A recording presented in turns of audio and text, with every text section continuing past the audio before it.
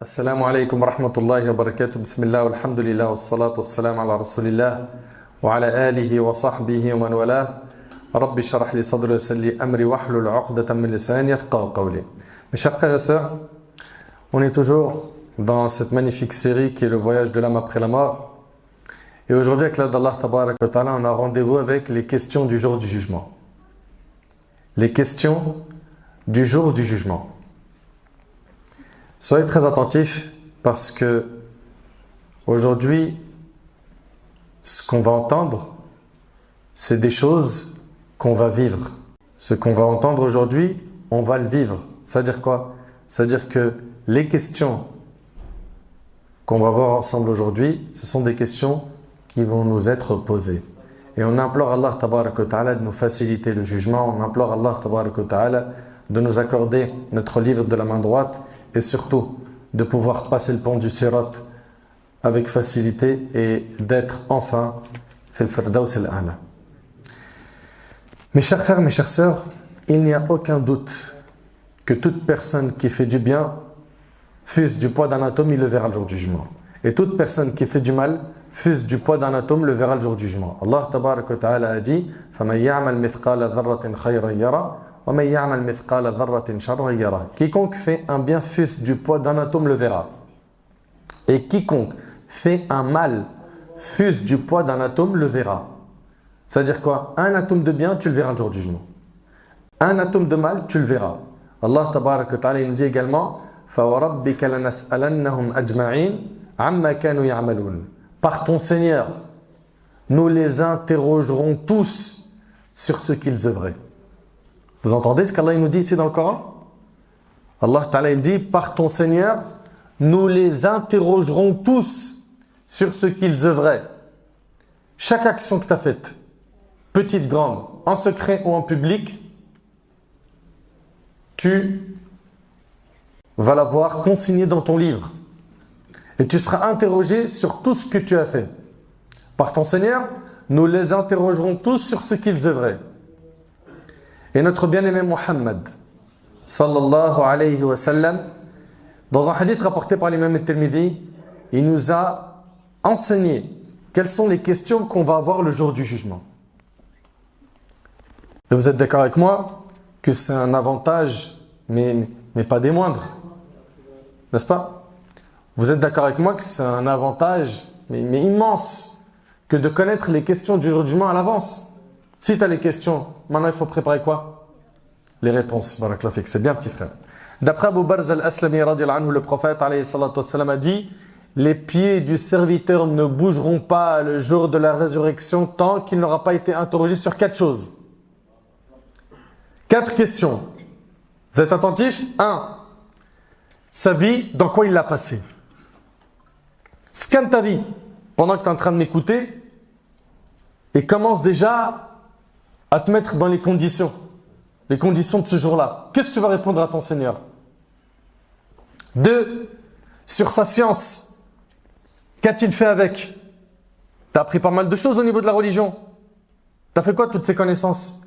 3. Sur son argent, comment est-ce qu'il l'a gagné et dans quoi il l'a dépensé? 2 questions sur l'argent. Il ne suffit pas simplement de le gagner dans le halal, mais il faut également quoi? Le dépenser dans le halal. 4, c'est la dernière question. Et sur son corps, comment l'a-t-il usé? Comment est-ce que tu as utilisé ton corps? Tu as utilisé les membres de ton corps pour faire quoi? 4 questions. Notre conférence entière va tourner autour de ces 4 questions qu'on va, bi'idhnillahi azza wa jal, décortiquer ensemble. Mes chers frères, mes chères sœurs, la première question, c'est sur quoi? Qui peut me rappeler? Sa vie, comment il l'a passée? Sachez, mes chers frères, mes chères sœurs, que notre vie, c'est notre capital. C'est ce qu'on possède de plus cher.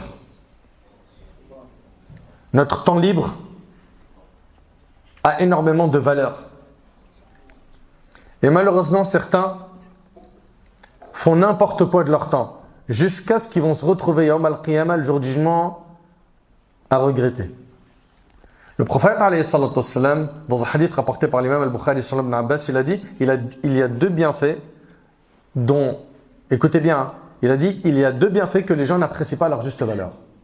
Il a dit, as-sihha wal-faragh, le temps libre et la santé. La santé et le temps libre. En fait, vous savez pourquoi aujourd'hui on gère mal notre temps? On fait n'importe quoi de notre temps. Vous savez pourquoi? Parce que l'objectif de notre vie, il n'est pas clair. L'objectif de notre vie n'est pas clair. Si toi, ton objectif il est clair, c'est d'avoir la satisfaction d'Allah, de faire le nécessaire pour récolter le succès le jour du jugement, d'être parmi les gens du paradis, crois-moi, ton mode de vie, il va être soigné. Tu vas faire le nécessaire pour être dans la piété, t'écarter des péchés. Allah Ta'ala il dit أَفَحَسِبْتُمْ أَنَّمَا خَلَقْنَاكُمْ عَبَثًا وَأَنَّكُمْ إِلَيْنَا لَا تُرْجَعُونَ. Pensez-vous que nous vous avions créé sans but? Regardez, Allah il nous dit quoi? Pensez-vous que nous vous avons créé sans but? On a été créé sans but? Comme ça pour manger, boire, dormir, consommer, mourir, finir dans un trou? Non. فَتَعَالَى اللَّهُ الْمَلِكُ الْحَقِّ لَا إِلَهَ إِلَّا هُوَ رَبُّ الْعَرْشِ الْكَرِيمِ. Que soit exalté Allah, le vrai souverain.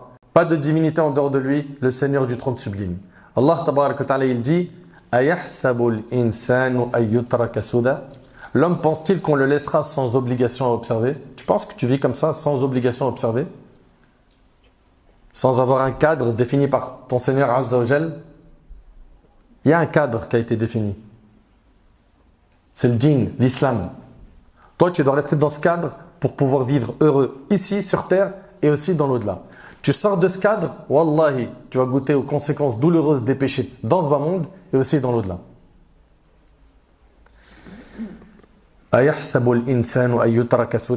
L'homme pense-t-il qu'on le laissera sans obligation à observer? Chacun d'entre nous doit donc garder en tête qu'on est de passage sur terre que pour faire le nécessaire pour construire l'autre vie. Comprenez bien ce point. Et chaque jour qui s'en va, c'est une partie de toi qui s'en va avec.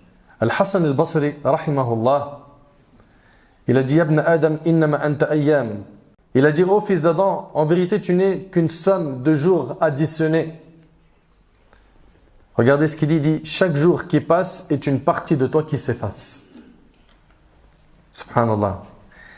Et Abdullah ibn Mas'ud radiyallahu ta'ala anhu, il a dit la chose que je regrette le plus de ma vie, et ce compagnon-là, c'était un pieux, c'était quelqu'un de savant. C'était un parmi les modèles, parmi les sahaba radiyallahu anhum. Lui, il dit quoi ce compagnon? Il dit la chose que je regrette le plus de ma vie, c'est de voir le soleil se coucher. Signifiant ainsi que c'est la fin d'une journée. N'est-ce pas? Quand le soleil se couche, ça veut dire que c'est la fin de la journée. La chose que je regrette le plus de ma vie, c'est de voir le soleil se coucher, signalant ainsi la fin d'une journée et la diminution de mes jours, et à laquelle ne correspond pas une augmentation de mes bonnes œuvres. La chose qu'il a regretté le plus, c'était qu'un jour qui passe sans que ses bonnes actions aient augmenté. La chose qu'il a regretté le plus, c'était que les jours passent et ses actions n'augmentent pas. Et nous, venons, on fait le bilan. Nos actions, elles augmentent chaque jour? Nous concernant, est-ce que les bonnes actions, elles augmentent tous les jours? Alhamdulillah, tu fais tes 5 prières obligatoires, c'est très bien. Mais ça, c'est quelque chose, normalement, à partir de l'âge de 10 ans, c'est déjà soudé. T'en es où par rapport aux œuvres surrogatoires qui, elles, te font gagner l'amour d'Allah tabarak wa ta'ala? T'en es où par rapport à ça? Notre vie, c'est notre capital. Et Allah tabarak wa ta'ala, il ne nous a pas créés comme ça, il nous a laissé à l'abandon. Non. Allah ta'ala dit وَمَا خَلَقْتُ الْجِنَّ وَالْإِنسِ إِلَّا لِيَعْبُدُونَ. Je n'ai créé les djinns et les hommes que pour qu'ils m'adorent. Et on n'a pas été créé, comprenez donc qu'on n'a pas été créé comme ça sans but. Et on n'a pas été créé pour jouer, nous amuser, nous divertir uniquement. Alors, bien évidemment, se divertir, jouer dans un cadre, tant que c'est limité, c'est pas H24 tout le temps, c'est permis, tant que c'est cadré. Mais vous imaginez, il y en a, leur vie entière, c'est du divertissement, du loisir. Leur vie entière, c'est jouer, s'amuser. Il n'y a pas de moment sérieux, ils ne se prennent pas en main. Le prophète Yahya alayhi salam, le prophète Yahya, Allah Ta'ala dit وَآتَيْنَاهُ الْحُكْمَ صَبِيًّا. Allah Ta'ala dit nous lui donnâmes la sagesse alors qu'il était encore enfant. Les gens venaient le voir et lui disaient viens jouer avec nous. Viens jouer avec nous. Il disait Wallahi ma lillahi khuliqna. Par Allah, on n'a pas été créé pour jouer. Il n'est pas question ici d'interdire les jeux. Attention. Ne comprenez surtout pas qu'on est en train de dire qu'on n'a pas le droit de jouer de temps en temps, que ce soit faire du sport, nous divertir, etc. Non. Mais c'est quand ton mode de vie entier, c'est quoi? C'est jouer. Te divertir, t'amuser. Ça, c'est pas normal. En fait, il faut que tu considères que dans ce bas monde, tu es un étranger. Tu es quelqu'un de passage. Et ça, c'est ce que le prophète alayhi salatu wassalam, a enseigné à Abdullah ibn Umar radiyallahu anhuma. Le hadith, il est rapporté par l'imam al-Bukhari. Le prophète alayhi salatu wassalam, il lui a dit, vous connaissez tous par cœur ce hadith quand il lui a dit kun fi dunya ka'annaka gharib aw abir sabil, n'est-ce pas? Il lui a dit, soit dans ce bas monde, tel un étranger ou un voyageur. Toi, comprends également que dans ce bas monde, tu es un étranger. C'est-à-dire que tu es de passage et tu vas retourner là où était notre père Adam, où? Au paradis. Vous savez, on est ici de passage. Quelqu'un, il est de passage, il ne va pas s'attacher à cet endroit dans lequel il y est pour une période qui est temporaire. Ok? Ça ne veut pas dire par là que tu n'as pas le droit de faire des commerces, monter des business, te projeter, avoir des diplômes. Non, pas de problème avec tout ça. Mais garde en tête que nous, on est focus sur l'au-delà. Le plus important pour nous, ce n'est pas ici. Parce qu'ici, c'est éphémère. Cette vie tôt ou tard, elle va disparaître. Okay? On est de passage sur terre. Et Abdullah ibn Umar, il disait, si tu es en vie le soir, n'escompte pas attendre le matin. Écoutez bien, hein? Abdullah ibn Umar, ce compagnon, il disait, si tu es en vie le soir, n'escompte pas atteindre le matin. Et si tu te réveilles, n'escompte pas atteindre le soir. C'est-à-dire, le matin, œuvre et ne remets pas une bonne action au soir. Le soir, œuvre et ne remets pas une bonne action au matin. T'en sais rien. Ça se trouve, tu vas mourir entre-temps. Et il disait, profite de ta santé avant la maladie et de ta vie avant la mort. Et c'est rapporté par le Bukhari. Et dans un autre hadith rapporté par l'imam al-Bayhaqi, le prophète, alayhi salatu wassalam, il lui dit, sois dans cette vie comme un étranger ou un voyageur qui fait une halte et compte ta personne parmi les gens des tombes. Et compte ta propre personne parmi les gens des tombes. Et le hadith, il est chez l'imam al-Bayhaqi. Mais le problème, vous savez, c'est quoi? C'est que pour pouvoir bien organiser sa vie et rester focus sur l'adoration d'Allah et être un vrai serviteur, une vraie servante d'Allah subhanahu wa ta'ala, qu'est-ce qu'il faut? Il faut que le cœur soit bien entretenu. Mais les cœurs, ils ont durci. Par quoi? Par le matériel. Par l'argent. Par l'amour excessif qu'on a pour ce bas monde. Allah Ta'ala, il dit ثُمَّ قَسَتْ قُلُوبُكُم مِّن بَعْدِ ذَلِكَ فَهِيَ كَالْحِجَارَةِ فَهِيَ كَالْحِجَارَةِ أَوْ أَشَدُّ قَسْوَةً. Il dit puis, et en dépit de tout cela, vos cœurs se sont endurcis. Ils sont devenus comme des pierres, ou même plus durs encore. Ou même plus durs encore. Allah Ta'ala dit لو أنزلنا هذا القرآن على جبل لرأيته خاشعا متصدعا من خشية الله وتلك الأمثال نضربها للناس لعلهم يتفكرون. Si nous avions fait descendre ce Coran sur une montagne, tu l'aurais vu s'humilier et se fendre par crainte d'Allah. Et ces paraboles, nous les citons aux gens afin qu'ils réfléchissent. Est-ce qu'on réfléchit? Cette montagne qui est de la pierre, si Allah lui avait révélé le Coran, elle aurait ressenti sa valeur. Et nous aujourd'hui, on est musulmans, on a le Coran chez nous.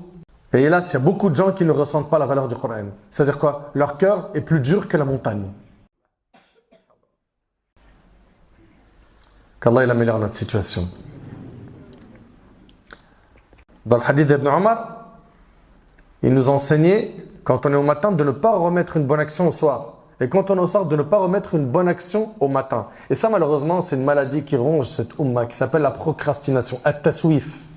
Le fait de remettre toujours la bonne action à plus tard. Plus tard, je vais me repentir. Plus tard, je prie. Plus tard, le hijab. Plus tard, je m'habille correctement. Plus tard, je change ma coupe. Je sais qu'elle est interdite en islam. Plus tard, j'apprends la religion. Plus tard, j'arrête les relations illicites. Plus tard, j'arrête d'écouter du haram, des sons, des clips qui m'égarent. Plus tard, jusqu'à ce que l'ange de la mort vienne frapper. Et là, c'est trop tard. Il n'y a plus de plus tard, c'est trop tard. Pourquoi remettre les bonnes actions à plus tard? Pour quelle raison? Profite de ta santé, de ta jeunesse, de cette énergie, de ta vie pour te rapprocher d'Allah. Parce que la vraie vie, c'est celle de l'au-delà. Comme nous enseignait le prophète, il a dit, il n'y a de vraie vie que celle de l'au-delà. C'est celle-là, la demeure de la stabilité, la demeure éternelle, la demeure sans fatigue, sans lassitude, la demeure sans faille. On demanda à Ibrahim ibn Adham, rahimahullah, comment as-tu atteint l'ascétisme dans ce bas monde? Comment as-tu atteint l'ascétisme dans ce bas monde? Comment il en est arrivé à un stade où il n'a plus accordé de valeur à ce bas monde? Il répondit avec 3 choses. Écoutez bien s'il vous plaît. Il a dit, j'ai vu que la solitude de la tombe serait atroce et je n'aurais personne pour me tenir compagnie. La solitude de la tombe, elle est atroce. Nous, aujourd'hui, notre hantise, c'est de nous retrouver seuls. C'est pour ça qu'aujourd'hui, on est devenus des drogués devant nos smartphones. Parce que je suis seul, il n'y a plus personne, il n'y a pas un humain autour de moi. Donc on est parti, je me connecte. J'ai besoin d'être connecté tout le temps. D'ailleurs, hier, dans une conférence, on en parlait. On disait aujourd'hui, quand un parmi nos frères ou une parmi nos sœurs, il n'a plus de batterie ou il lui reste 2%, regardez comment il est. Un drogué. Il va voir les gens avec la tête d'un drogué. Excuse-moi, est-ce que tu n'aurais pas juste un câble, s'il te plaît? Enfin, il va s'éteindre. Trop bonne solution. Juste le charger un peu. Non, c'est bon, je veux juste le câble. J'ai déjà le... Qu'est-ce qui t'arrive? Pourquoi tu t'es mis dans tous ces états? Il va mourir. Pourquoi? Parce qu'il n'a plus de batterie. Ou parce que dans l'endroit où il est, il n'y a pas de réseau. On ne peut pas rester ici longtemps. Non, ouais, je veux bien, je comprends, ok, Allah Ibarak, qu'on vient de visiter ta maison et tout, super, mais il n'y a pas de net. Je capte rien. J'ai besoin de voir mes notifs. Comment je vais faire? Donc on en arrive à un stade aujourd'hui où on déteste la solitude. Alors que notre prophète, alayhi salatu wassalam, qui est notre exemple, notre modèle, il aimait s'isoler avec son Seigneur Azza wa Jal. Il est avec Aïcha radhiyallahu anha dans la demeure de Aïcha et puis il la laisse comme ça pendant la nuit et elle lui dit, où est-ce que tu vas? Il lui dit, laisse-moi adorer mon Seigneur. Il aime s'isoler avec Allah subhanahu wa ta'ala. Dans les 10 derniers jours de Ramadan, le prophète sallallahu alayhi wa sallam, il veille la nuit en prière, zid, il réveillait sa famille pour qu'ils en fassent autant, il profite de l'adoration et il redoublait de ferveur, il redoublait d'efforts et il redoublait d'efforts. Et il est rapporté qu'il s'isolait de ses femmes. Il aime s'isoler avec Allah tabaraka wa ta'ala. Et ça, c'est un moyen efficace pour soigner son cœur. Le fait de nous déconnecter des humains pour nous reconnecter à notre maître Azza wa Jal. Mais non, il ne veut pas se déconnecter des humains, donc il n'en a pas autour de lui, il en a sur le smartphone. Allez, on est parti. WhatsApp, Telegram, Snapchat, TikTok, etc. Story, commentaires, publications, like. J'ai reçu un message. Ils ont aimé le petit déjeuner que j'ai posté ce matin. En story. Franchement, vous n'avez pas mieux à faire que tout ça, là. Tout ce temps-là, tu pourrais finir le Coran dans ton hifz. Tout ce temps-là, tu pourras apprendre le Coran par cœur. Tu pourras apprendre Sahih al-Bukhari, Muslim, tu pourrais étudier la Sunna, tu pourrais apprendre énormément de sciences religieuses et te retrouver plus tard être quoi? Quelqu'un qui appelle Allah et qui gagne beaucoup de hasanat. Qui est efficace, qui est en place dans la Ummah, qui fait du bien. Qui est efficace et qui fait du bien pour la Ummah. Donc Ibrahim ibn Adham, rahimahullah, il a dit qu'il est devenu ascète dans ce bas monde par 3 choses. 1, il a dit, j'ai vu que la solitude de la tombe serait atroce et que je n'aurais personne pour me tenir compagnie.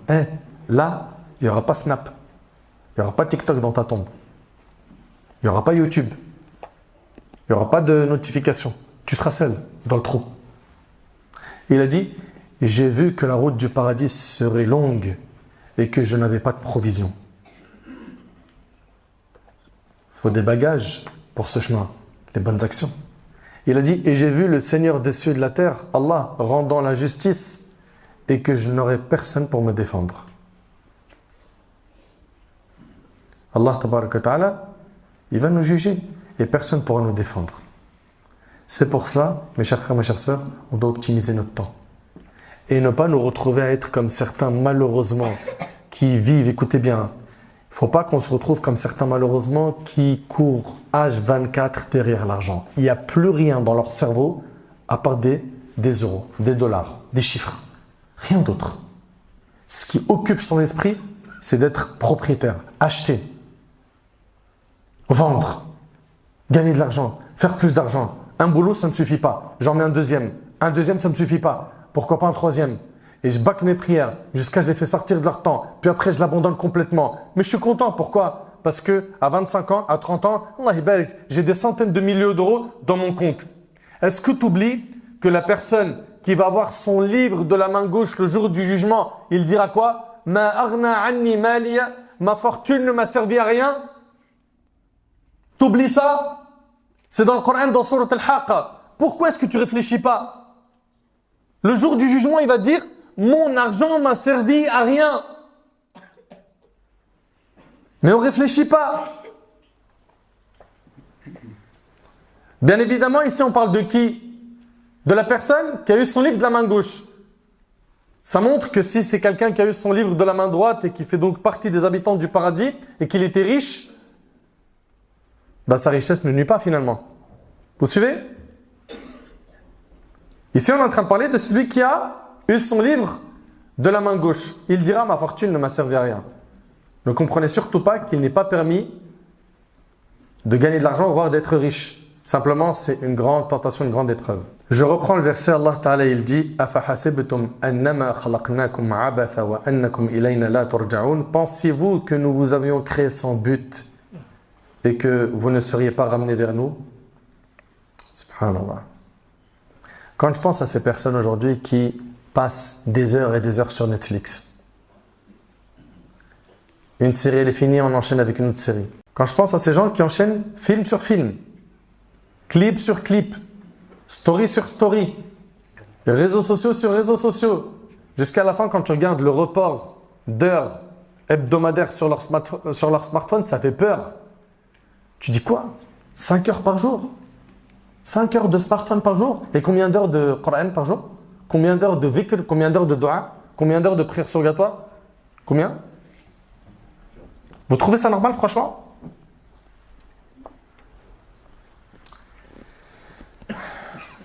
Chaque jour qui s'en va, tu es en train de faire un pas vers l'avant, vers ta tombe. Al-Fudayl ibn Iyad, rahimallah, il rencontra un homme un jour et lui a dit « Quel âge as-tu » L'homme répondit « 60 ans ». Al-Fudayl, rahimallah, lui a dit « Depuis 60 ans, tu chemines vers ton Seigneur, tu es presque arrivé. » L'homme répondit « Inna lillah wa inna ilayhi raji'un » Nous appartenons à Allah et c'est à lui que nous retournerons. Al-Fudayl lui demanda « Sais-tu ce que signifient ces paroles » L'homme répondit « Certes, je sais que je suis un serviteur d'Allah et que je vais retourner vers lui. » Al-Fudayl lui a dit « Oh mon frère, celui qui sait qu'il est un serviteur d'Allah et qu'il retournera vers lui, sait qu'il sera arrêté devant lui. Et celui qui sait qu'on l'arrêtera, sait qu'il sera interrogé. Et celui qui sait qu'il sera interrogé, qu'il prépare une réponse à la question. » Préparons donc une réponse aux questions du jour du jugement. L'homme se mit à pleurer, puis il a dit « Oh Fudayl, quelle est la solution ?»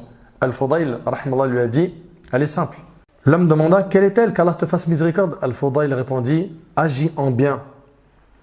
En ce qui reste de ton existence, Allah te pardonnera ce qui s'est passé et ce qui reste de ton existence. » Vous entendez?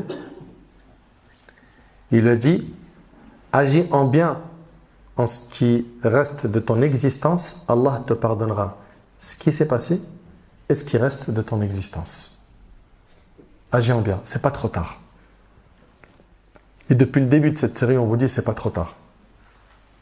Que peu importe les péchés que tu as fait, Allah il est pardonneur et miséricordieux, mais reviens vers lui. Sois sincère dans ton repentir.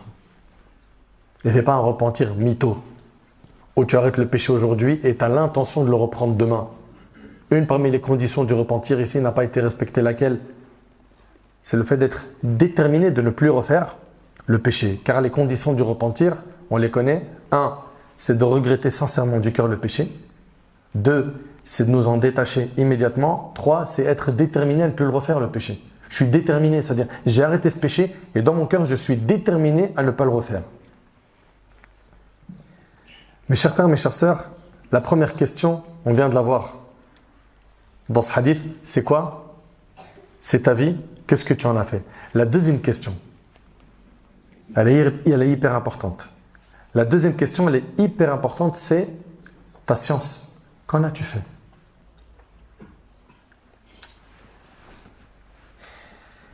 Malheureusement, il y a beaucoup de gens, et j'implore Allah subhanahu wa ta'ala de me préserver ainsi que vous, de tomber dans ce fléau. Il y a beaucoup de gens qui ont appris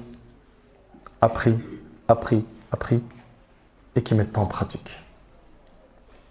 Tu seras questionné sur ce que tu as appris. Analyse un petit peu ta situation. Regarde combien de discours tu as entendu, combien de khutbah de Jumu'ah tu as entendu, combien de livres de religion tu as lus, combien d'années tu as étudié la religion, combien de rappels tu as entendu, combien de vidéos de rappels tu as visionné. Et de toute cette science, qu'est-ce que tu as mis en pratique? Tu auras une question concernant cette science. Est-ce que tu l'as mis en pratique, oui ou non? Beaucoup de gens apprennent, enseignent le bien, mais ne le pratiquent pas eux-mêmes. Allah Ta'ala dit « Ya ayyuhalladhina amanu, lima taquluna ma la taf'alun. Kabura maqtan 'inda Allahi an taqulu ma la taf'alun. » Allah Ta'ala dit « Oh vous qui avez cru, pourquoi dites-vous ce que vous ne faites pas? C'est une grande abomination auprès d'Allah que de dire ce que vous ne faites pas. Allah Ta'ala dit Ata'muruna an-nasa bil birr wa tansawna anfusakum wa antum tatluna al-kitab afala ta'qilun. Commanderiez-vous aux gens de faire le bien? Commanderez-vous aux gens de faire le bien et vous oubliez vous-même de le faire? Alors que vous récitez le livre, êtes-vous dépourvu de raison? Tu trouves ça normal, toi, que tu dis aux gens faites le bien, et toi tu es le dernier à le faire? La science de la religion a énormément de valeur dans notre dîn. La science, on dépense pour elle l'argent, pour faire talab al-ilm, pour voyager, s'asseoir auprès des savants. Subhanallah, à l'époque des pieux prédécesseurs, ils voyageaient des mois pour apprendre un hadith. Un hadith du prophète sallallahu alayhi wa sallam. Ils voyageaient longtemps pour étudier chez des ulama. Et aujourd'hui, ils sont où ceux qui dépensent leur argent dans ces nobles causes? Ils sont où? La science, on dépense pour elle l'argent. La science, on sacrifie pour elle notre existence. La science, on sacrifie pour elle tout notre temps. La chose la plus précieuse pour laquelle on sacrifie est al-ilm. Et Allah n'a pas ordonné à son prophète, sallallahu alayhi wa sallam, de rechercher une augmentation en quoi que ce soit, sauf dans la science. Allah Ta'ala a dit au prophète, sallallahu alayhi wa sallam, de dire « Wa qur rabbi zidni ilma » et dit « Oh mon Seigneur, accrois mes connaissances ». Et Allah Ta'ala a élevé le rang des savants. Allah Ta'ala a dit Innama yakhsha Allah min ibadihi al-ulama. Parmi ses serviteurs, seuls les savants craignent Allah. Pourquoi? Parce que plus tu apprends à connaître Allah, mieux tu l'adores. Plus tu apprends à connaître Allah, plus tu as de la pudeur de le désobéir. Plus tu apprends à connaître Allah, plus tu es pieux, mieux tu pratiques. Parmi ses serviteurs, seuls les savants craignent Allah. Allah est certes puissant et pardonneur. Allah Ta'ala dit également Yarfa'illahu alladhina amanu minkum walladhina utul ilma darajat. Allah élèvera en degré d'entre vous. Écoutez bien. Allah élèvera en degré ceux d'entre vous qui auront cru et ceux qui auront reçu le savoir. Allah, il les élève en degré. Les savants, Allah subhanahu wa ta'ala, il a élevé leur rang. Allah est parfaitement connaisseur de ce que vous faites. Allah tabaraka wa ta'ala nous dit également شهد الله أنه لا إله إلا هو والملائكة. والملائكة, c'est tout? Non. وأولو العلم قائما بالقسط لا إله إلا هو العزيز الحكيم. Allah atteste. Et aussi les anges et les doués de science. Subhanallah, Allah a fait témoigner les savants de son unicité.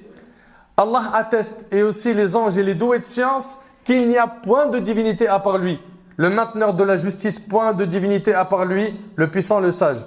Et dans le hadith qui est rapporté par Bukhari et Muslim d'après Abdullah ibn Amr, radiyallahu anhu an jami'a sahaba, le prophète sallallahu alayhi wa sallam a dit, certes Allah ne fera pas disparaître la science en l'enlevant des cœurs des serviteurs, Mais comment la science elle va disparaître? Je vous écoute.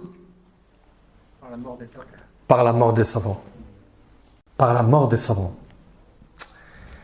Mais il l'a fait disparaître par la mort des savants. C'est une immense calamité que de perdre des savants. C'est une catastrophe, une musiba. Le prophète me dit au point où lorsqu'il ne restera plus de savants, les gens prendront des ignorants comme dirigeants, comme guides, qui seront questionnés. Alors ils vont répondre sans science. Et ainsi vont s'égarer et vont égarer. Et dans un hadith, le prophète sallallahu alayhi wa sallam, il a dit, vous connaissez ce hadith par cœur, il a dit, Man yuridillahu bi khayra yufaqihu fi din, il a dit, rapporté par Bukhari Muslim, d'après Muawiyah radiyallahu anhu, celui à qui Allah veut du bien, il lui accorde la compréhension de la religion. Et soyez très attentifs, s'il vous plaît. Apprendre et comprendre, c'est pas la même chose. Il y a beaucoup de gens qui ont appris beaucoup de connaissances dans la religion, mais malheureusement, ils n'ont pas compris, ou ils ont peu compris, ou pas assez compris. La compréhension de la religion, c'est ce qui va faire de toi quelqu'un d'épanoui. Et si Allah subhanahu wa ta'ala t'accorde ce bienfait d'être un talib ilm, un demandeur de science, sache qu'Allah il veut de toi du bien. Mais c'est immense. Et aussi, par cette science, tu peux être la cause de la guider des gens qui t'entourent, des gens autour de toi, ou même sur le net, en faisant la da'wah, en appelant Allah. Le prophète, alayhi salatu wassalam, quand il a envoyé Ali ibn Abi Talib, le hadith, il est rapporté par Bukhari Muslim, à Khaybar. Qu'est-ce qu'il a dit à Ali, radiyallahu anhu? Il lui a dit, par Allah, qu'Allah guide à travers toi un seul homme est meilleur pour toi que de posséder des chamelles rousses. Et les chamelles rousses, c'était la richesse qu'ils avaient à l'époque. C'est-à-dire, c'est comme si on disait, si Allah il guide par ta cause une personne, c'est mieux que ce bas monde et ce qu'il contient. C'est mieux que les richesses de ce bas monde. Vous suivez? Mais pour pouvoir être quelqu'un qui va faire da'wah, appeler les gens à Allah, il te faut un bagage. Il faut que tu étudies. Et dans le hadith d'Abu Darda, radiyallahu anhu, le prophète, alayhi salatu wassalam, il a dit, celui qui emprunte un chemin par lequel il recherche une science, si tu prends un chemin pour talab al-ilm, pour apprendre la religion, Allah, dit le prophète, lui fait prendre par cela un chemin vers le paradis. Allahu Akbar. Et le hadith, il est rapporté par Abu Daoud. Plus tu vas apprendre la science, plus tu vas mieux connaître ton Seigneur Azza wa Jalla et tu vas mieux l'adorer, plus tu auras cette facilité d'accéder au Firdaus al-A'la, au paradis. Allahumma ja'alna min ahli al-Jannah ya Rabb. Également, ce que les gens ils oublient, c'est que par la science de la religion, Allah subhanahu wa ta'ala, il va faire en sorte que tes hasanat vont continuer dans ta tombe, si tu as enseigné. Quand tu apprends la religion, normalement, ce que tu dois faire, c'est enseigner la religion. Et quand tu enseignes la religion, eh ben, tu gagnes quelque chose d'immense. C'est que tes hasanat, tes bonnes actions, continuent à augmenter dans ta tombe après ta mort. J'ai enseigné, écoutez bien, j'ai enseigné à des dizaines, des centaines, des milliers de personnes à lire l'arabe. Aujourd'hui, ces centaines, ces milliers de personnes lisent le Coran. Pendant qu'ils sont en train de lire le Coran, eux, ils ont des récompenses et moi, j'ai les mêmes récompenses qu'eux. Et même après ma mort, mon compteur, il augmente. T'imagines? J'ai appris à quelqu'un juste la sourate la Fatiha. À chaque fois qu'il la récite, j'ai des récompenses. J'ai appris à quelqu'un à faire le wudu. À chaque fois qu'il fait les ablutions, j'ai des récompenses. J'ai appris à quelqu'un une bonne action. À chaque fois qu'il l'a fait, j'ai des récompenses. Vous imaginez un peu? Et c'est des récompenses qui vont te suivre même dans ta tombe. C'est-à-dire, imagine maintenant si toi, tu utilises les réseaux sociaux. Imagine maintenant si tu utilises les réseaux sociaux à bon escient et que ce sont des centaines de milliers, des millions de personnes qui mettent en pratique le bien que tu as enseigné. Ben, ce sont des centaines, des millions de récompenses qui te suivent dans ta tombe à chaque fois que c'est pratiqué. Les réseaux sociaux, c'est un couteau à double tranchant. Ça peut faire beaucoup de bien, mais ça peut faire également beaucoup de mal et beaucoup de dégâts. Il y a énormément de dégâts dans les réseaux sociaux.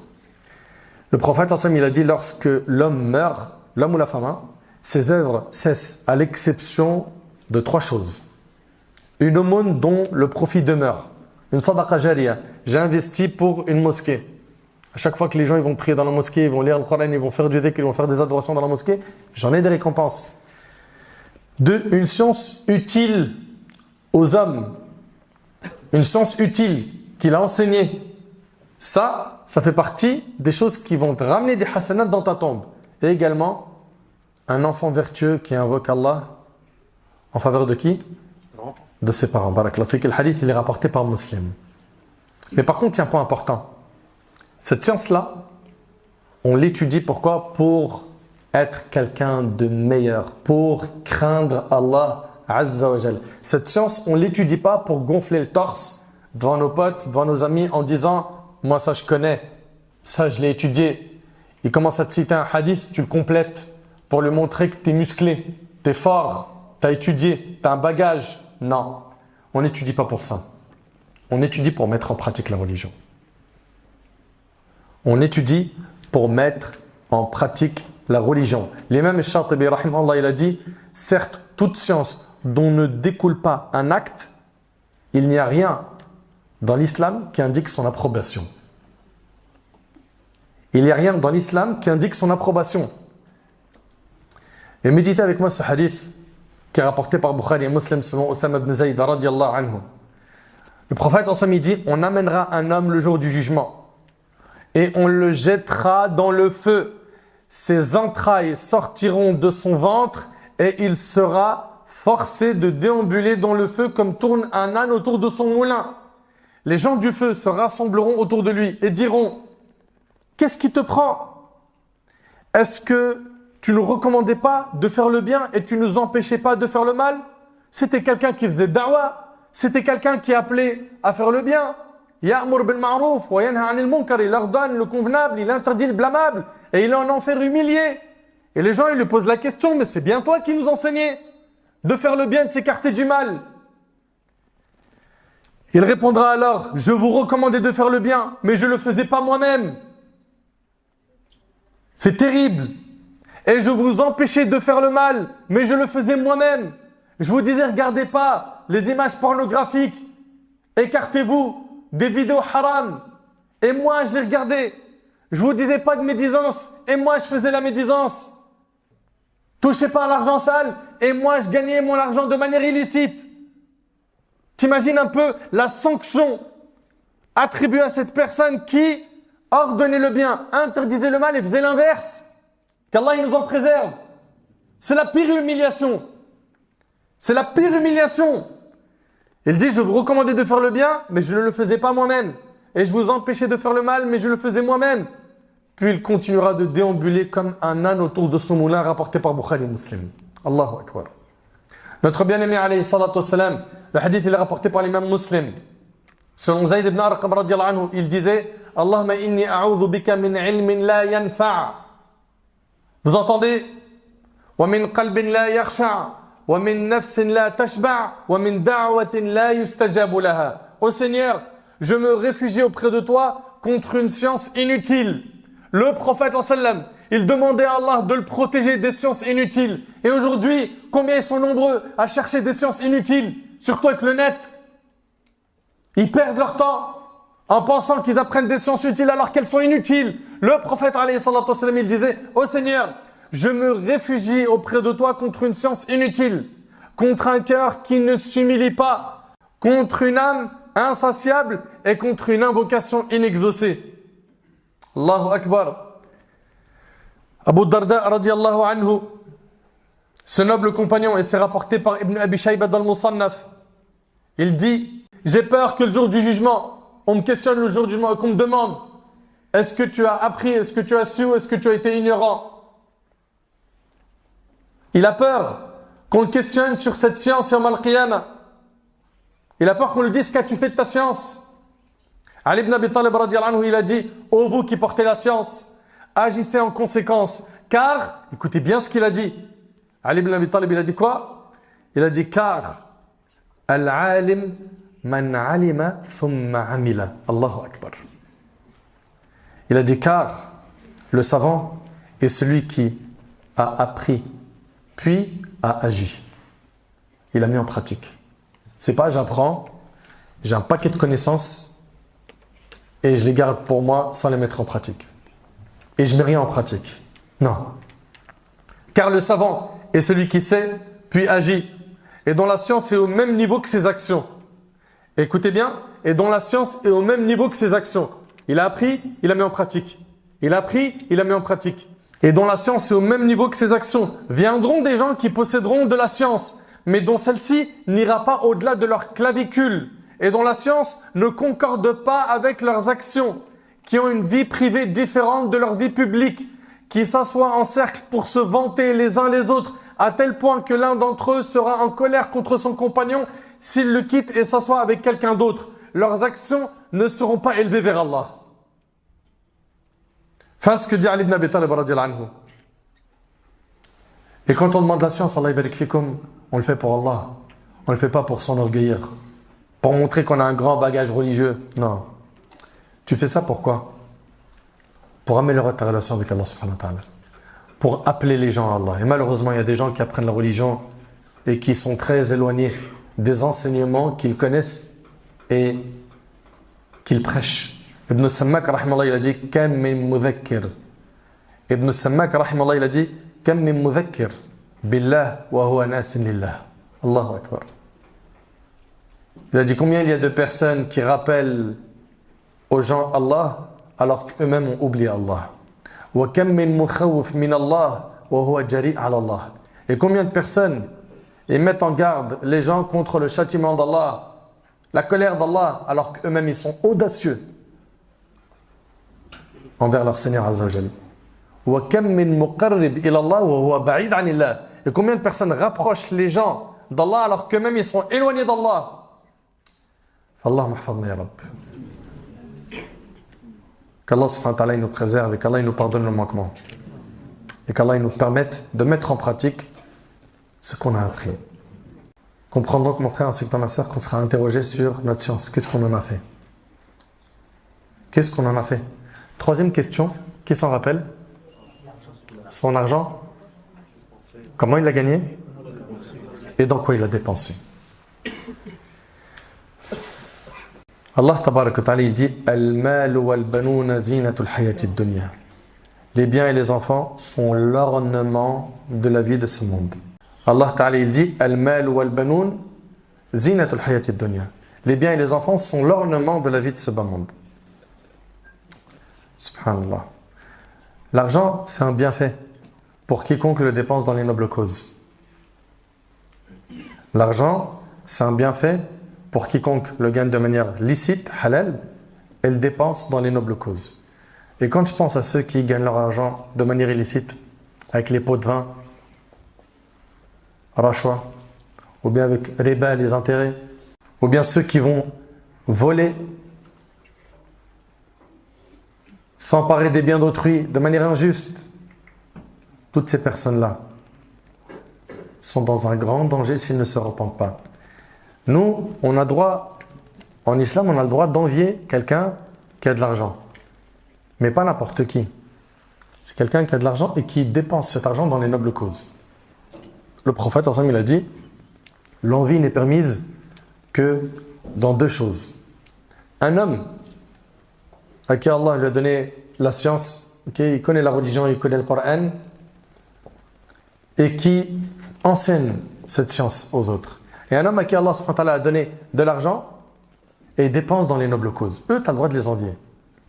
Eux, tu as le droit de les envier. Et d'ailleurs, je vais vous dire quelque chose. Dans un hadith, c'est le hadith d'Abu Kabsha qui est rapporté par Tirmidhi, le prophète il nous a dit que ce bas monde, il appartient à 4 types de personnes. Le premier, écoutez bien, et essayez de regarder, vous êtes lequel de ces 4. Il a dit le premier, c'est un serviteur à qui Allah subhanahu wa ta'ala a donné de l'argent et de la science. Ok? Il a l'argent, il a la religion. Avec cela, il pratique la taqwa, donc la piété. Ok? Il lit ses liens de parenté et sait qu'Allah a un droit dessus. Celui-ci est dans le meilleur des degrés. Donc c'est quelqu'un qui a l'argent et la religion. Lui, ben forcément, cet argent-là, il va bien l'utiliser. On est d'accord ou pas? Très bien. Deuxième type de serviteur, c'est quelqu'un à qui Allah subhanahu wa ta'ala a donné la science, donc il a la religion, mais il n'a pas d'argent. Et qui dit quoi? Et qui dit, si j'avais de l'argent, j'aurais certes agi comme un tel, comme le numéro 1. Le prophète me dit ainsi, avec son intention, il est dans la récompense égale au premier. Donc à toutes ces personnes qui sont pauvres aujourd'hui, qui n'ont pas d'argent et qui se disent si seulement j'avais de l'argent comme cette personne riche, mais juste avec ton intention, tu peux gagner les récompenses de cette personne-là. En disant si moi j'avais l'argent que lui il avait, j'aurais fait la même chose. Donc place des bonnes intentions. 3. Un serviteur à qui Allah a donné de l'argent mais il ne lui a pas donné la science. Il a beaucoup d'argent mais il n'a pas la religion. On vous fait un dessin du cadre de sa vie? On ne fait pas de dessin. C'est quelqu'un qui va utiliser son argent, son énergie pour désobéir à Allah subhanahu wa ta'ala, qui va commettre énormément de péchés, de turpitudes. Lui, le prophète dit, il ne pratique pas la taqwa de son Seigneur. Il ne craint pas Allah. Il ne lit pas ses liens de parenté et ne sait pas qu'Allah a un droit dessus. Celui-ci est dans les plus mauvais degrés. Et le prophète, il dit, un serviteur à qui Allah n'a donné ni argent ni science. Il n'a ni l'argent, il n'a ni dîne. Et qui dit, si seulement j'avais de l'argent, j'aurais agi comme qui? Comme le numéro 3. C'est-à-dire, il n'a pas d'argent, il n'a pas la religion. Il dit, ah, si on pouvait avoir de l'argent. Ah, moi aussi. Hein. Ah, ouais, toutes les semaines, je change de petite copine. Toutes les semaines, je prends l'avion, je pars avec elle, je fais mon haram, je reviens, je change, je rebelote. Oh là là, purée. Ah, si j'avais de l'argent. Si seulement j'avais de l'argent, je pourrais aller en soirée, je pourrais faire du haram, etc. Bah, t'imagines cette personne-là qui est la numéro 4, qui n'a rien, pas d'argent et pas de dîne.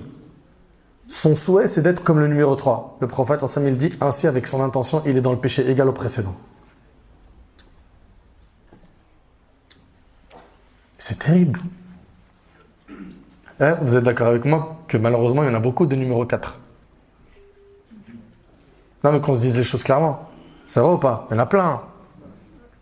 Moi, je kifferais, moi. Je fais tel haram. Hein, j'enchaîne meuf sur meuf.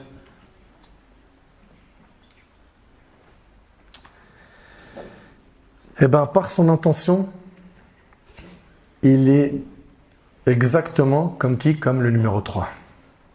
La hawla wa la quwwata illa billah.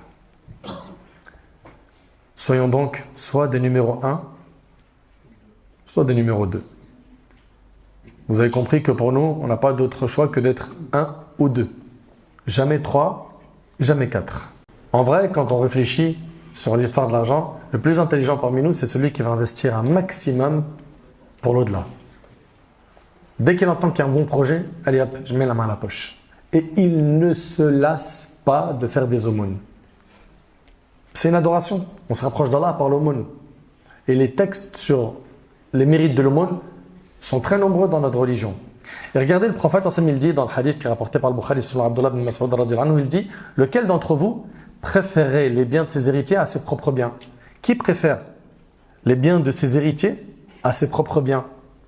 Ils l'ont dit, il n'y a personne parmi nous qui ne préfère pas ses propres biens. Chacun, il préfère les biens qu'il possède, pas ce qu'il va laisser aux héritiers. Le prophète m'a dit, les biens de quelqu'un sont ceux qu'il a utilisés. Tes biens à toi, c'est ce que tu as dépensé, fisabilillah. Ça t'appartient. Ça, tu l'as épargné. Ça, c'est à toi. Mais ce que tu as épargné dans ce bas monde, que tu as coffré, que tu as mis de côté, ça, le jour où tu meurs, c'est distribué aux héritiers. Donc finalement, ce qui t'appartient à toi, dans le concret, c'est ce que tu as dépensé, pas ce que tu as gardé. Et ça, ce n'est pas les définitions que nous on a, c'est vrai ou pas? Pour ça, on a besoin de nous rapprocher du dîn d'Allah pour mieux comprendre les choses.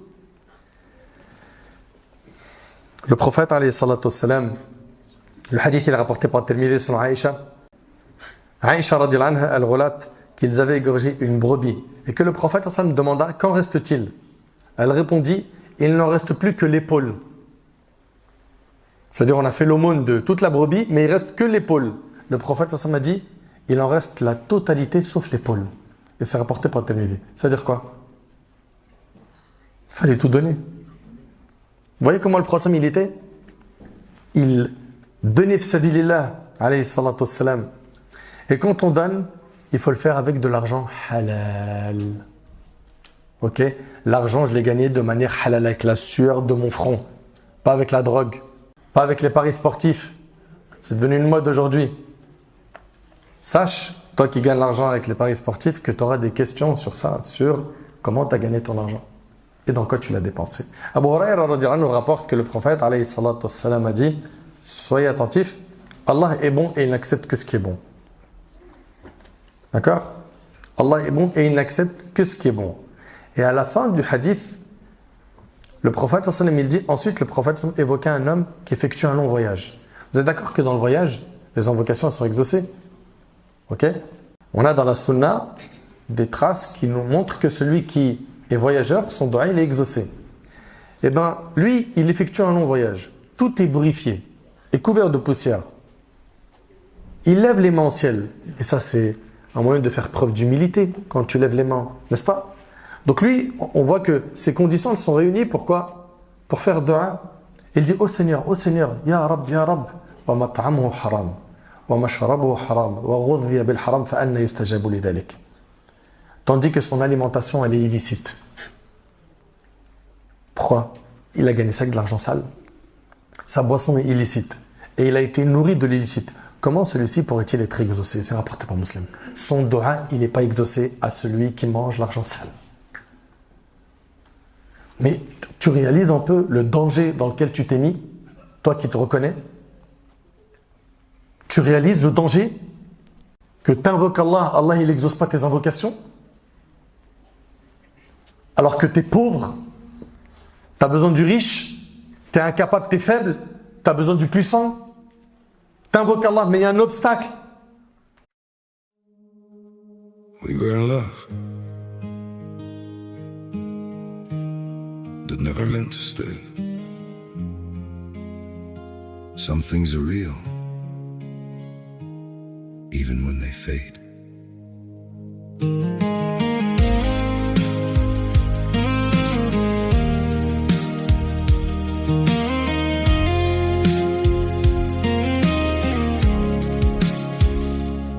I used to think if we kept holding on, we could bend the truth somehow. But love can't fight what's pulling us apart, and it's breaking us down now.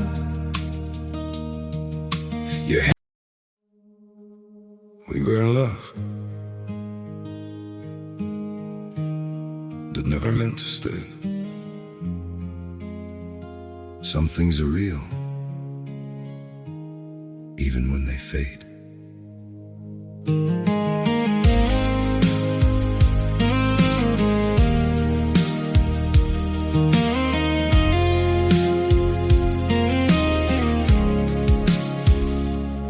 I used to think if we kept holding on, we could bend the truth somehow. But love can't fight what's pulling us apart, and it's breaking us down now.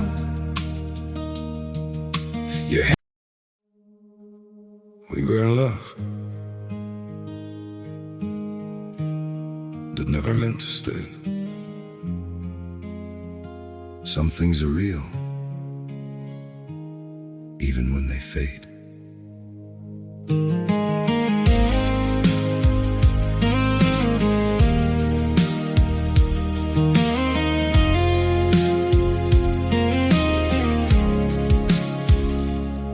I used to think if we kept holding on, we could bend the truth somehow.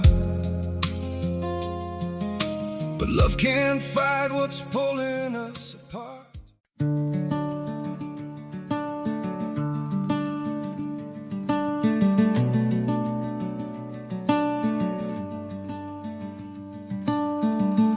I walked 1,000 quiet miles on roads that no one ever named. The winds were drawing crooked lines, but somehow led me all the same. I kept a notebook in my coat, filled with hopes I never knew. Turns out the path that shaped my life was the map I never drew. Every wrong turn carved a doorway, every silence held a sign. And I'm learning to follow what the heart already knew.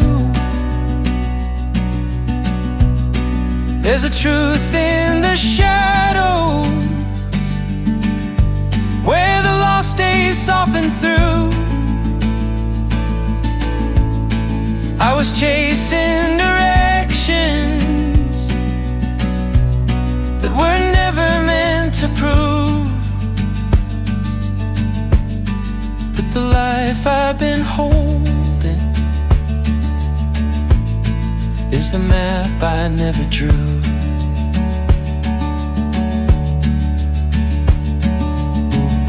I met the storms that tried to break fragile pieces of my flame. But even thunder cleared a space for colors I could finally name. I gave the past its quiet place, let time repaint the fading blues. Sometimes the stories we don't plan are the ones. C'est quoi? C'est la provenance de ton argent. Elle est illicite. Jusqu'à quand? Combien de personnes ont brassé des milliers d'euros et ils se sont repentis? Est-ce que tu penses qu'Allah il les a abandonnés, ils n'ont pas mangé à leur faim? Non, le prophète ensemble, qu'est-ce qu'il nous enseignait? Que celui qui délaisse quelque chose pour Allah, Allah il le remplace par quelque chose de meilleur. Délaisse cet argent haram, délaisse ce métier haram. Et t'en fais pas pour ta subsistance. Allah il nourrit tout le monde, personne meurt de faim. Les animaux, les insectes, Allah il les nourrit. Tu crois qu'il va t'oublier toi? Place ta confiance en Allah et débarrasse-toi de cet argent sale.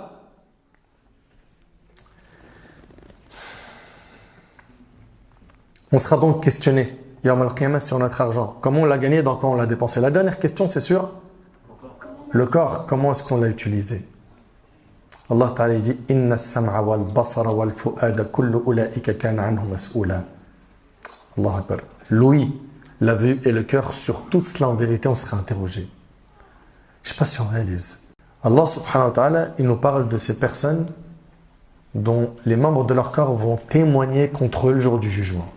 Al-yawma nakhtimu ala afwahihim wa tukallimuna aydihim wa tashhadu arjuluhum bima kanu yaksibun. Ce jour-là, nous scellerons leur bouche, tandis que leurs mains nous parleront et que leurs jambes témoigneront de ce qu'ils avaient accompli. T'imagines une main qui dit à Allah, j'ai volé, j'ai tenu de la drogue, j'ai vendu de la drogue. T'imagines des pieds qui disent, j'étais guetteur, je criais quand la police s'est passée. Non mais t'imagines les membres du corps qui témoignent contre toi Yawm al-Qiyamah? Et ta bouche elle est scellée, tu peux pas parler. C'est terrible. Mais normalement on doit faire attention à ça. Pourquoi?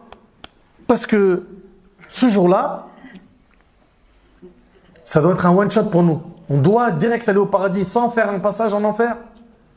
On doit donc faire très attention à surveiller nos membres. Allah Ta'ala dit وَيَوْمَ يُحْشَرُ أَعْدَاءُ اللَّهِ إِلَى النَّارِ وَيَوْمَ يُحْشَرُ أَعْدَاءُ اللَّهِ إِلَى النَّارِ فَهُمْ يُوزَعُونَ حَتَّى إِذَا مَا جَاءُوهَا شَهِدَ عَلَيْهِمْ سَمْعُهُمْ وَأَبْصَارُهُمْ وَجُلُودُهُمْ بِمَا كَانُوا يَعْمَلُونَ وَقَالُوا لِجُلُودِهِمْ لِمَ شَهِدتُّمْ عَلَيْنَا قَالُوا أَنْطَقَنَا اللَّهُ الَّذِي أَنْطَقَ كُلَّ شَيْءٍ وَهُوَ خَلَقَكُمْ أَوَّلَ مَرَّةٍ وَإِلَيْهِ تُرْجَعُونَ.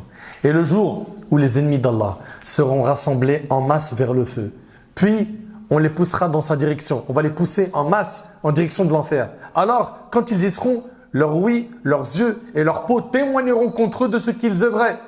Ils diront à leur peau, ces gens-là ils vont dire à leur peau, pourquoi avez-vous témoigné contre nous? Mais t'es une partie de mon corps, comment tu témoignes contre moi?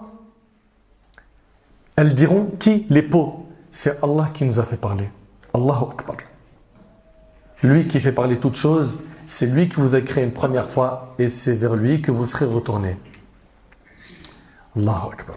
Le prophète alayhi salatu wassalam, il disait Allahumma aslih li dini alladhi huwa ismatu amri wa aslih li dunyaya allati fiha ma'ashi. Allahu Akbar. Il disait Seigneur Allah, améliore-moi ma religion qui est ma protection contre toute erreur. Améliore-moi ma vie ici-bas où se trouve ma subsistance. Améliore-moi ma vie future où je dois absolument retourner. Le hadith il est rapporté par l'imam Muslim. Il faisait dua alayhi salatu wassalam, pourquoi? Pour être préservé.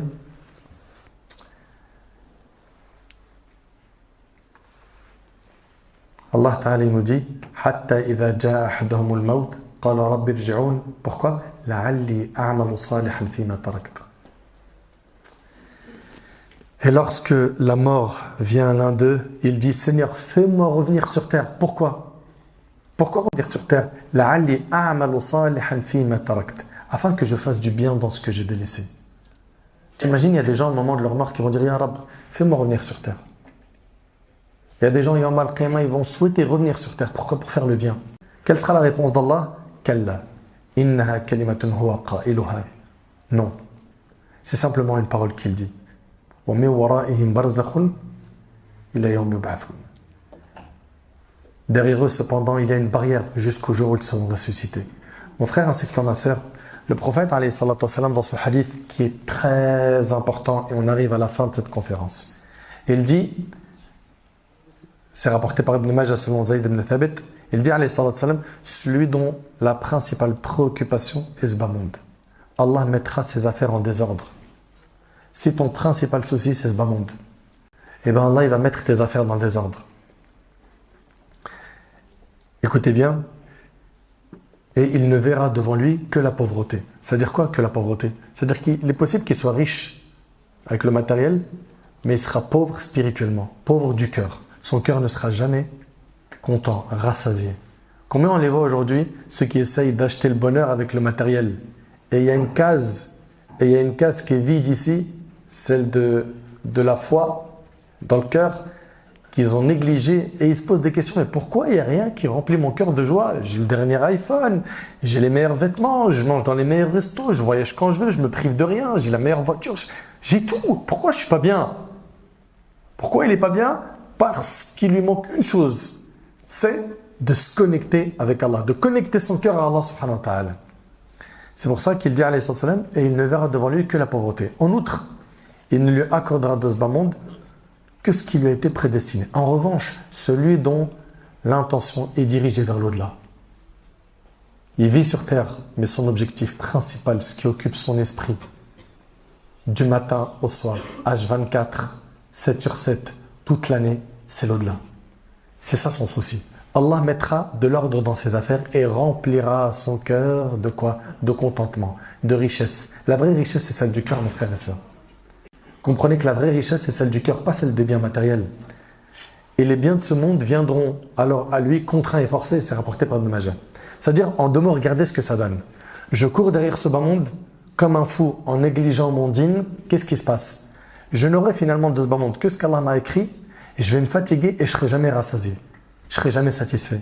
De l'autre côté, si je cours derrière l'au-delà et que j'en fais mon objectif principal, Allah il va mettre la richesse dans mon cœur, je serai apaisé intérieurement, et ce bas monde il va me courir après, il va me venir, il me sera présenté sur un plateau sans que je fasse d'effort. Tu voulais le mariage et tu étais pieux, tu étais dans la religion, le mariage il va venir facilement.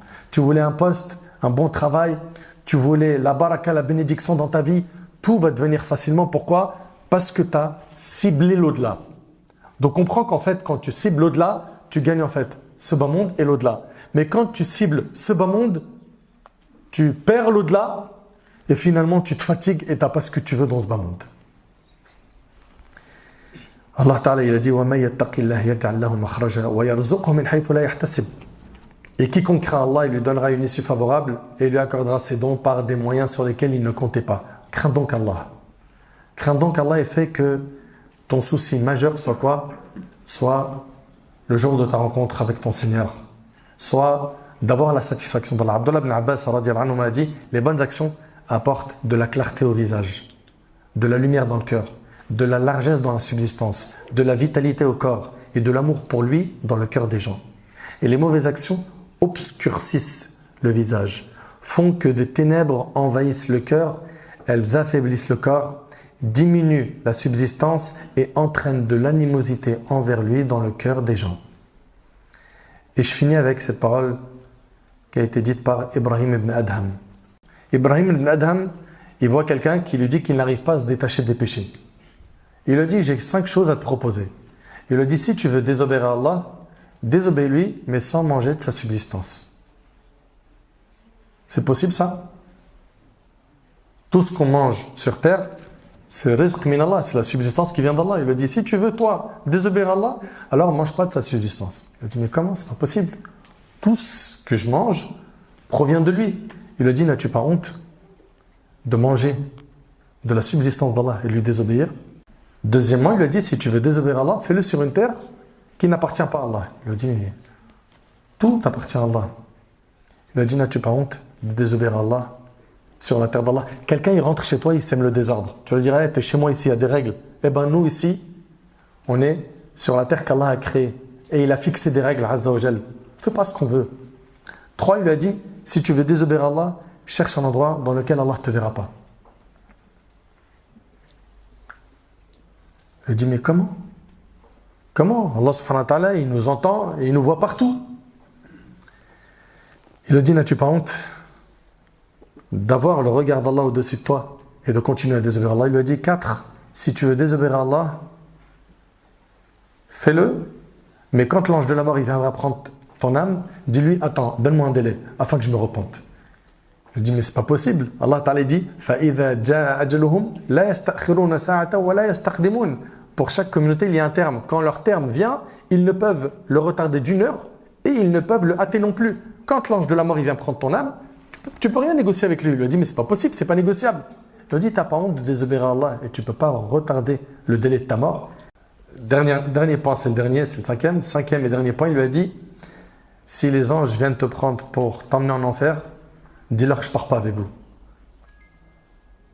Je lui dis, mais c'est impossible. Et puis les anges, eux, ils désobéissent pas à leur Seigneur. Il lui a dit, n'as-tu pas honte? Regarde, il réfléchit. On n'a pas honte de manger des biens d'Allah, de vivre sur la terre d'Allah, d'avoir au-dessus de nous le regard d'Allah, tabaraka wa ta'ala, de savoir qu'on ne peut pas retarder le délai de notre mort et qu'on ne peut rien négocier avec les anges le jour du jugement, qui vont nous prendre soit au paradis, soit en enfer. Et avec ça, on continue à désobéir. Jusqu'à quand? Jusqu'à quand il n'y a pas taqwa, la crainte d'Allah dans nos cœurs? Jusqu'à quand? Demandons pardon à Allah tabaraka wa ta'ala. Et surtout, profitons des moments les plus propices pour l'invoquer. Surtout le dernier tiers de la nuit. Plains-toi à Allah, regarde. On sait tous qu'on a des problèmes de cœur, des maladies du cœur, n'est-ce pas? Avant le Fajr, le dernier tiers de la nuit. Lève-toi, demande à Allah. Le prophète il nous dit, notre Seigneur descend chaque nuit vers le ciel de l'ici-bas lorsqu'il ne reste que le dernier tiers de la nuit et il dit, qui m'invoque que je l'exauce? Qui me demande que je lui donne et qui me demande pardon que je lui pardonne, rapporté par Bukhari Muslim. Et pas que le dernier tiers de la nuit, de manière générale, invoque Allah, demande-lui la guider. Le prophète il a enseigné à Mu'adh de dire après la prière, Allahumma a'inni ala dhikrika wa shukrika wa husna ibadatik. Oh Allah, aide-moi à quoi? À t'évoquer abondamment, ok? Allahumma a'inni ala dhikrika. Oh Allah, aide-moi à t'évoquer, à te remercier et à bien t'adorer. Ça commence par le dua. On vous l'a déjà dit plein de fois. Tu veux savoir quelle est la première marche de l'escalier du repentir, de la réforme de toi? Il faut que tu commences par une volonté sincère du cœur de changer et que ça soit accompagné d'invocations de dua. Fais de dua, multiplie les invocations, surtout quand tu es prosterné, parce que c'est le moment où tu es le plus proche de ton Seigneur. Invoque-le, demande-lui de te guider, de te pardonner, de raffermir ton cœur sur la religion. Car aujourd'hui, tu es dans la religion, demain, tu peux dévier. Tu peux être pris par une tentation, des troubles, des fitanes qui viennent prendre ton cœur et l'embarquer dans une mauvaise direction. Donc, invoque Allah, fréquente des bonnes personnes, étudie ton dîn, apprends la religion, viens à la mosquée, renforce ta foi par le fait de faire des bonnes actions, car la foi, elle augmente par les bonnes actions, elle diminue par les péchés. Et garde en tête, qu'en faisant peu d'efforts, Allah va te récompenser beaucoup. Imagine si tu fais beaucoup d'efforts. Allah, il est généreux. Il est très généreux, Azza wa Jalla. Enfin, on implore Allah tabarak wa ta'ala de nous faciliter notre jugement. On implore Allah tabarak wa ta'ala de ne pas nous humilier ce jour-là. On implore Allah subhanahu wa ta'ala de nous permettre de le rencontrer alors qu'il est satisfait de nous.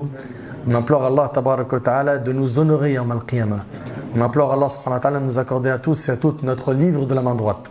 On implore Allah subhanahu wa ta'ala de passer au-dessus du pont du Sirat à la vitesse du clin d'œil et de pouvoir jouir du Firdaus al-A'la pour l'éternité. Qu'Allah subhanahu wa ta'ala nous accorde surtout de mourir sur la piété et d'avoir le Firdaus. Sallallahu subhanahu wa ta'ala yanfa'ni bima qultum yanfa'akum bima sami'tum.